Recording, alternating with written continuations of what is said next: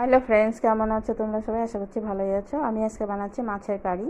তো অনেক সময় মাছের বাটা মশলা দিয়ে খেতে ভালো লাগে না, তো এখন শর্টকাটে বানাচ্ছি। বেশ অনেকটা পরিমাণে নিয়েছি পেঁয়াজ কুচি, থেতো করা রসুন, থেতো করা আদা, চেরা কাঁচা লঙ্কা আর একটা টমেটো কুচি।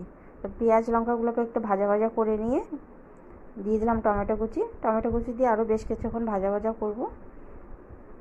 ভাজা ভাজা হয়ে এলে দিয়ে দিব এখন ভাজা ভাজা হয়ে এসছে, এখন দিয়ে দিব অল্প পরিমাণে জল দিয়ে পরিমাণ মতো লবণ হলুদ আমি এর মধ্যে দিয়ে দিয়েছি। এখন দিয়ে দিব 1 চামচ পরিমাণে জিরে গুঁড়ো আর দিয়ে দিব 1 চামচ পরিমাণে লঙ্কার গুঁড়ো। তো লঙ্কার গুঁড়োটা আমার বাড়িতেই করা ছিল, তো এই লঙ্কার গুঁড়োটা একটু ঝাল ঝাল হবে, তো দিয়ে দিলাম। এখন আরেকটু ভালো মতো করে কষিয়ে নেব। কষিয়ে এখন দিয়ে দিচ্ছি ঢাকা। 5 মিনিট মতো ঢাকা দিয়ে রেখে দেবো। তো মশলাটা দেখো খুব সুন্দর হয়ে গেছে। এখন একটু নাড়াচাড়া করে